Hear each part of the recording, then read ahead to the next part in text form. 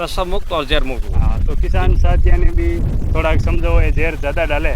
मत डालो जहर, बहुत अच्छा है। जैविक में भी फसल हो रही है, अब बात नहीं है, जैविक में खूब है। मेहनत करो, गाय का गोबर है, गोमूत्र है वगैरह है, ये भी चीज यूज लो, नीम का पत्ता है, सब इन तरीके ले आप खूब फसल है। ठीक है नहीं, हर चीज को कंट्रोल हुए, आप बात नहीं है, फसल है जरूर है, पर मेहनत करनी पड़ेगी। मेहनत करने में उपजा जमीन सुधरे, जमीन देखो जहर नौकना जमीन बिगड़े, इन्हें जमीन सुधरे, सब बातों का फायदो ही फायदो है, मेहनत करो फायदो और जमीन में फायदो, बहुत अच्छी बात है। मार्केट वही है, बढ़ाओ जैविक मदद जुटो और फसल इनकम बहुत बढ़िया है, जोरदार। नमस्कार किसान साथियों, स्वागत है आपका हमारे YouTube channel A to Z farming में। अगर आपने हमारे YouTube चैनल को सब्सक्राइब नहीं किया है तो पहले जाके सब्सक्राइब कर लीजिए। आज अपने साथ है प्रोएक्टिव फार्मर, जिन्होंने कि अपना बेर नींबू का बहुत ही शानदार तरीके से बगीचा लगा रखा है। उन्होंने पहले तो फसलीकरण के अंदर थे और अभी बगीचा स्टार्ट कर दिया है। तो अपन उनसे जानते हैं कि किस प्रकार से उन्होंने बगीचा स्टार्ट किया, उन्होंने क्या कॉस्ट लगाई, कौन कौन सी वैरायटी लगाई और किस तरीके से इन्होंने इससे प्रोडक्शन ले रहे हैं। तो राम राम जी। नमस्कार सर। आपको शुभ नाम है? सर मेरा नाम रंजीत है, रंजीत परिहार। तो सर आपने बगीचा लगाना किस पर्पज़ से आपने माइंड सेट किया इसके लिए? सर शुरू से मैं तो पहली बात तो स्टूडेंट रहा हूँ। हाँ।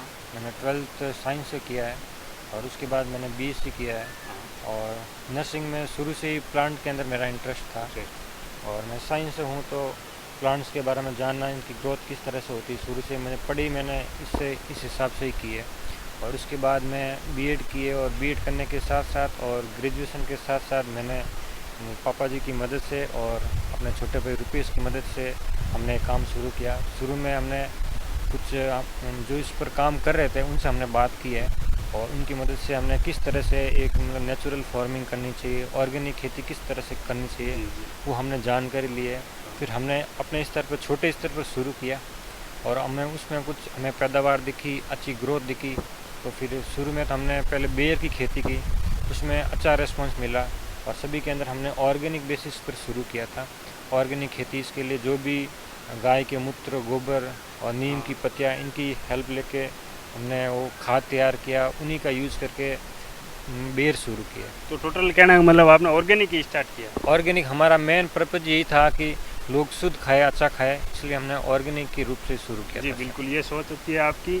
तो आपने जैसे कि लोग अपने ज़्यादातर फार्मर अपनी फसलीकरण के अंदर है, तो आप उनको भी कुछ बोलना चाहेंगे इसके बारे में?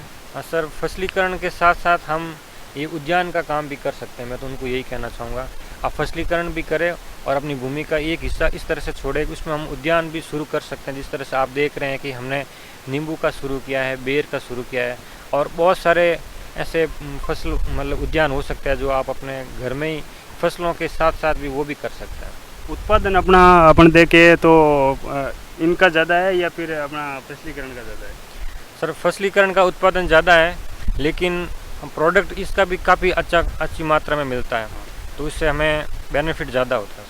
जी। और आप जैसे कि बेर का बगीचा है, तो आपने शुरुआत बेर से की थी?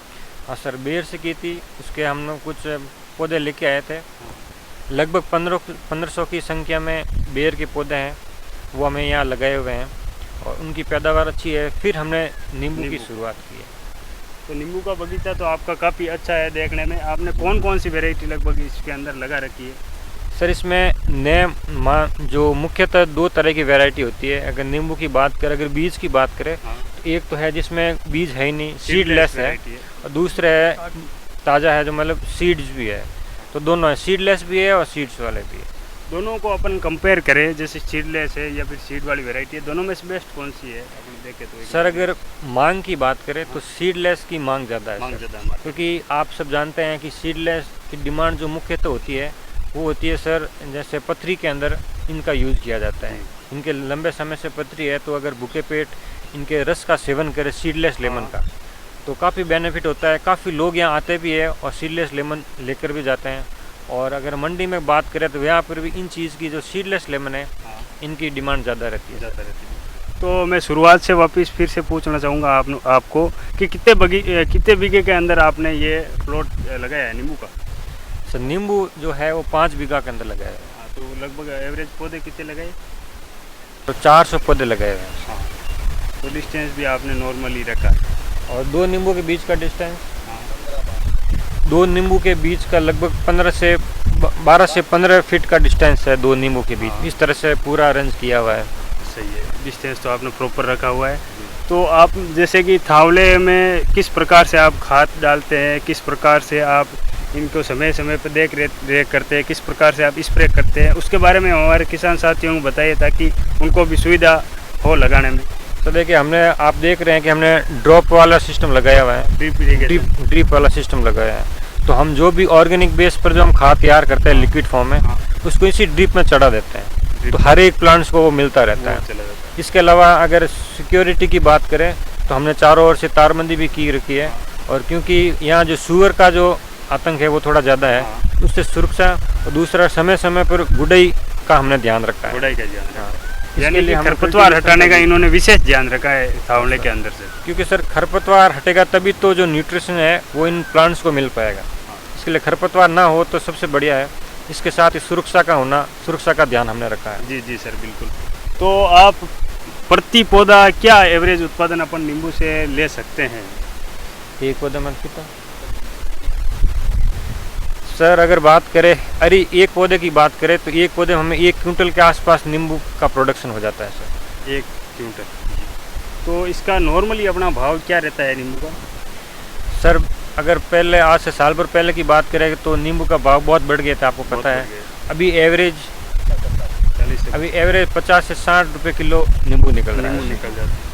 और कुछ डिपेंड करता है कि गर्मी, इस बार आपको पता है कि गर्मी सही से शुरू हुई नहीं है, इसकी वजह से एवरेज भाव चल रहा है, वरना नींबू के भाव लगभग 90-100 रुपए किलो तो आपकी एक बात तो मेरे को ये भी बहुत बढ़िया लगी कि आपने 2-3 तरह की वैरायटी लगा रखी है, ताकि एक वैरायटी के फल का मार्केट में भाव मिल जाए। भाई एक सीज़न में आपको कहीं ना कहीं भाव अच्छे मिल जाते हैं, एक सीज़न में ना मिले तो फिर भी। हाँ सर, क्योंकि हो सकता है सीडलेस का भाव ना मिले तो सीड वाले का मिल जाता है, दोनों में से अल्टरनेट चलता रहता है। तो आप और हमारे किसान साथियों को कुछ राय देना चाहेंगे? किसान साथियों को मैं यही कहना चाहूँगा कि आप फसलीकरण करें, फसलों को उगाएं। आप जो भी गेहूं की, मूंगफली की फसल करते हैं वो आप कर ही रहे हैं। इसके साथ ही आप समय के साथ खुद को अपडेट करते रहें। किसान जो भी, जैसे आप सर का यूट्यूब चैनल है A to Z फार्मिंग है, ऐसे वीडियो, इस पर वीडियो देखें। आप मोबाइल से जुड़े हुए हैं तो किसानी वाले चैनल देखें, ताकि आपको कुछ जागरूक हो, समय के साथ खुद को अपडेट कर पाएँ कि किस प्रकार से आप अलग अलग उद्यानों को भी लगा सकते हैं। जैसे नींबू का उद्यान है, बेर की खेती कर सकते हैं, और भी अमरूद है, अनार है, बहुत सारे जो अभी राजस्थान में भी बहुत सारे जो है वो लग रहे हैं, पौधे लग रहे हैं, तो आप उन पर भी काम कर सकते हैं और उसमें कुछ ग्रोथ और अपना बेनिफिट ले सकते हैं। तो आप हमारे किसान साथियों को अपनी लोकेशन एक बार थोड़ा बता देंगे तो उनको भी आसानी होगी। सर मैं तिवरी से हूँ। अगर तिवरी में बात करें तो पोल जी का बेरा, नया बेरा तिवरी, और राजस्थान स्टेट है हमारा जी। तो अगर किसी किसान साथी को पौधे वगैरह परचेज करने हो तो आप इनका क्या रहेगा, आप दिलवा सकते हो इनको? जी सर, अगर आपको भी ऐसे ही नींबू के प्लांट चाहिए होते हैं तो आप हमसे संपर्क कर सकते हैं। तो आप एक बार अपने नंबर भी बता दीजिए हमारे किसान साथियों को। और आप हमारे जो नंबर है आपको स्क्रीन पर दिख रहे हैं, वो आप नंबर नोट करें, 9460864207। इस नंबर पर आप हमसे संपर्क करें और आपको सही दाम पर जो भी पादप चाहिए होते हैं वो मिल जाएंगे। यानी कि इनका उत्पादन आप देख सकते हैं कि 400 पौधों से 400 क्विंटल, तो आप 40 से 50 एवरेज लगा के भी आप इनका अनुमान लगा सकते हैं किस तरीके का प्रोडक्शन ये उत्पादन ले रहे हैं। जैसे फसलीकरण के अंदर आपको 20 से 25 हज़ार या 30 हज़ार यही बीघे का मिलता है जी सर। और उनकी जैसे श्रम की भी ज़्यादा आवश्यकता होती है, आदमी भी ज़्यादा श्रम, ज़्यादा मजदूरों की भी आवश्यकता ज़्यादा। इसमें तो अपन क्या मशीन से भी कर सकते हैं और नॉर्मली देख रेख के लिए बंदा हो तो चल जाएगा काम। और स्प्रे क्या टाइम पे है अपना इन पे? जैसे 15-20 दिनों से एक बार स्प्रे होता है सर इस पर। हाँ, जैसे नीम ऑयल हो गया, अपना जीवामृत हो गया। हाँ सर, ऑर्गेनिक ही करते हो आप तो। बहुत अच्छी चीज़ लगी आपका ये जान के कि भाई आप ऑर्गेनिक कर रहे हो। किसान तो अभी बहुत ज़्यादा मात्रा में पेस्टिसाइड यूज कर रहे हैं। सर ऑर्गेनिक का यूज़ करके हम भी बेनिफिट ले सकते हैं और स्वास्थ्य की दृष्टि से लोगों के लिए भी ये अच्छी चीज़ है। हाँ, तो मैं किसान साथियों को दिखाना चाहूँगा कि ऑर्गेनिक खेती करके भी देखो किस प्रकार से इन्होंने प्रोडक्शन लिया है। देख सकते हैं आप, नींबू के पौधे गिर रहे हैं। सर वेट ज़्यादा होने की वजह से डाल या नीचे की ओर झुक जाती है सर। आइए वेट आप पता कर सकते हैं। थोड़ा आगे और भी दिखाते हैं किसान साथियों को।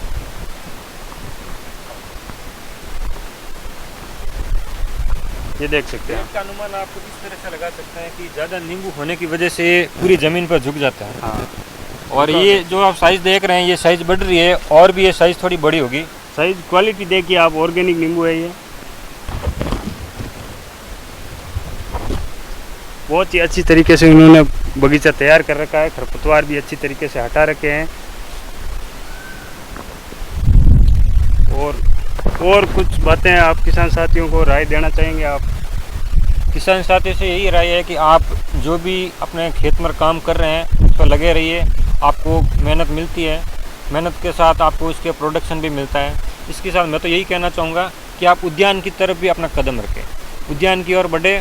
और इसके लिए आप बहुत सारे आज के समय में सोशल मीडिया पर आप उसका जानकारी ले सकते हैं, सही बीज खरीद सकते हैं, सही सलाह से आप काम कर सकते हैं। तो इनके मेन मोटो इनके पिताजी रहे हैं, उनसे भी आपको मिलवा ही देते हैं। तो राम राम जी। राम राम जी, राम राम। कैसा लगा आपको ये बगीचा हरा भरा देख के? बगीचा तो मेहनत तो बहुत अच्छी की है। हाँ। एंड इनकम भी ठीक है। इनकम, मेहनत वाली इनकम है। हाँ। मेहनत अच्छी करो तो अच्छा इनकम। हाँ, जैसी मेहनत है वैसी इनकम है। ठीक है। और मेहनत लागी जरूर है, मेहनत करो तो बिल्कुल ही इनकम है। हाँ, ठीक है ना? आपने कहना मतलब कंटिन्यू लगी बिल्कुल बिल्कुल मेहनत करनी पड़ी, बहुत मेहनत करनी पड़ी। मैं तो पूरा जैविक माती चला रही हूँ। हाँ। क्योंकि जैविक में अमूर के नशा मुक्त और जहर मुक्त यही चीज मेरे, ठीक है ना, यही चीज है। तो मेहनत आई कर रही हूँ कि भाई सभी लोग नशा मुक्त और जहर मुक्त हो। हाँ, तो किसान साथियों ने भी थोड़ा समझो ये जहर ज्यादा डाले। मत डालो जहर, बहुत अच्छा है। जैविक में भी फसल हो रही है, अब बात नहीं है, जैविक में खूब है। मेहनत करो, गाय का गोबर है, गोमूत्र है वगैरह है, ये भी चीज यूज लो, नीम का पत्ता है, सब इन तरीके ले आप खूब फसल है।